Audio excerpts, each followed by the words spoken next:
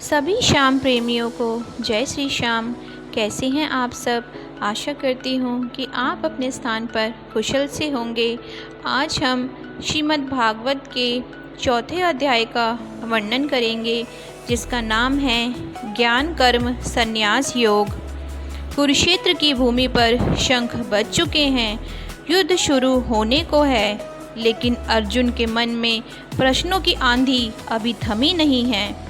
तीसरे अध्याय में उन्होंने कर्म का महत्व सुना, पर अब उनके मन में नया संदेह उठ गया है।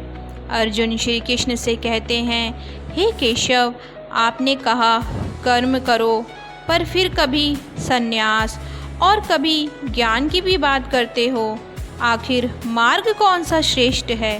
क्या मुझे केवल युद्ध करना है या फिर ज्ञान की साधना करनी है? श्री कृष्ण मुस्कुराए और बोले, हे अर्जुन, यह दिव्य ज्ञान बहुत प्राचीन है। मैंने इसे सूर्यदेव को दिया, उनसे मनु को, और उनसे आगे राज ऋषियों ने पाया। यही सनातन परंपरा है, परंतु समय के साथ यह ज्ञान खो गया। अब मैं तुम्हें वही ज्ञान दे रहा हूँ, क्योंकि तुम मेरे सच्चे मित्र और सच्चे भक्त हो। अर्जुन हैरान हो गए। हे माधव, आपने सूर्य को यह ज्ञान कैसे दिया? आप तो अभी जन्मे हैं और सूर्य तो बहुत प्राचीन है। श्री कृष्ण ने गंभीर स्वर में कहा, हे पार्थ, मेरे और तुम्हारे जन्म अनेक बार हुए हैं। तुम्हें याद नहीं, पर मुझे सब याद है। जब जब धर्म की हानि होती है, अधर्म बढ़ता है, तब तब मैं अवतार लेकर आता हूँ। सज्जनों की रक्षा और दुष्टों के नाश के लिए मैं युग युग में प्रकट होता हूँ। यह मेरा व्रत है। अर्जुन अब समझने लगे कि उनके सामने खड़े कृष्ण केवल उनके मित्र नहीं, बल्कि स्वयं परमात्मा हैं। श्री कृष्ण ने आगे कहा, जो मनुष्य बिना फल की इच्छा के केवल कर्तव्य भाव से कर्म करता है, वही मुक्त होता है। जैसे अग्नि लकड़ी को भस्म कर देती है, वैसे ही ज्ञान कर्मों के बंधनों को नष्ट कर देता है। श्रद्धावान, संयमी और सेवाभावी व्यक्ति ही इस ज्ञान को पा सकता है। अर्जुन ने फिर पूछा, हे माधव, इस ज्ञान को पाने का मार्ग क्या है? श्री कृष्ण के कहा, विनम्रता और सेवा के साथ गुरु के पास जाओ, उनसे प्रश्न करो। ज्ञानी पुरुष तुम्हें सत्य का उपदेश देंगे। जब यह ज्ञान तुम्हें मिलेगा तो तुम समझोगे कि सब जीव मुझ में ही हैं और मैं ही सब में हूँ। इन वचनों ने अर्जुन का भ्रम तोड़ा। उनके हृदय से संदेह मिटने लगा। श्री कृष्ण ने अंत में कहा, हे अर्जुन, संदेह मत पालो। अज्ञान सबसे बड़ा शत्रु है, इसलिए उठो, तलवार संभालो और युद्ध करो। ज्ञान और भक्ति के साथ किया गया कर्म ही सच्चा धर्म है।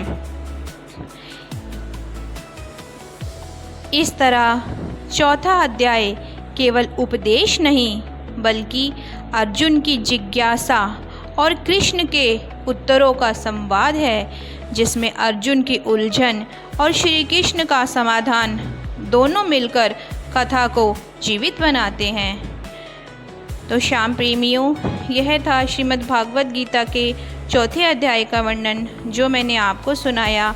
अब मैं चौथे अध्याय का महात्म्य सुनाऊंगी। भगवान श्री विष्णु श्री लक्ष्मी जी से बोले, हे लक्ष्मी, जो पुरुष श्री गीता जी का पाठ करते हैं, उनके स्पर्श मात्र से अधम देह छूटकर मुक्ति को प्राप्त होती है। लक्ष्मी जी ने पूछा, हे प्रभु, श्री गीता जी के पाठ करने वालों को छूकर भला कोई जीव मुक्त भी हुआ है? तब श्री विष्णु भगवान बोले, हे लक्ष्मी, मैं तुमको मुक्त हुए एक पुरातन कथा सुनाता हूँ। भागीरथी गंगा जी के तट पर एक काशीपुर नगर है। वहाँ एक वैष्णव श्री गीता जी के चौथे अध्याय का पाठ किया करता था। एक दिन वह साधु वन में गया। वहाँ बेरियों के 2 वृक्ष थे। उनकी बड़ी छाया थी। वह साधु वहाँ बैठ गया और बैठते ही उसको गहरी नींद आ गई। एक बेरी से उसके पाँव लगे और दूसरी के साथ उसका सिर लगा। वह दोनों बेरियां आपस में कांपकर पृथ्वी पर गिर पड़ी। उनके पत्ते सूख गए। परमेश्वर की इच्छा से वह दोनों बेरियां ब्राह्मण के घर 2 पुत्रियों के रूप में पैदा हुई।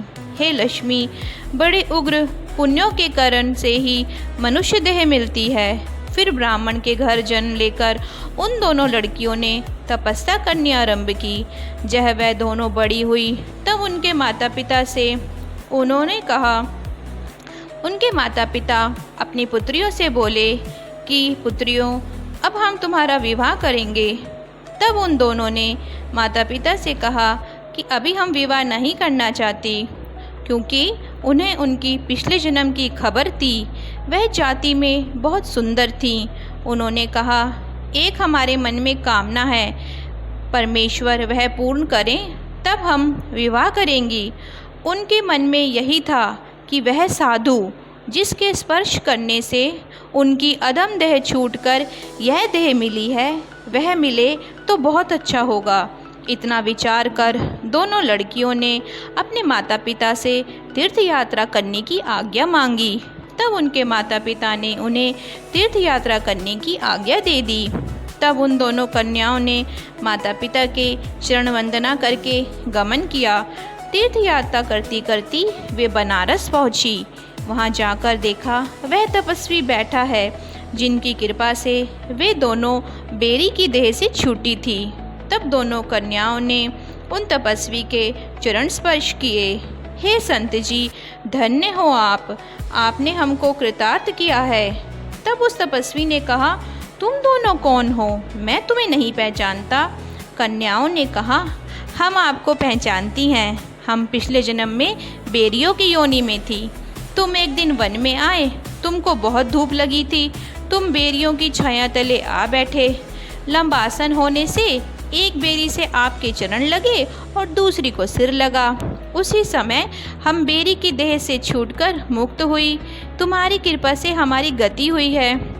श्री गीता जी के 4 अध्याय का ऐसा मातम्य बताया गया है।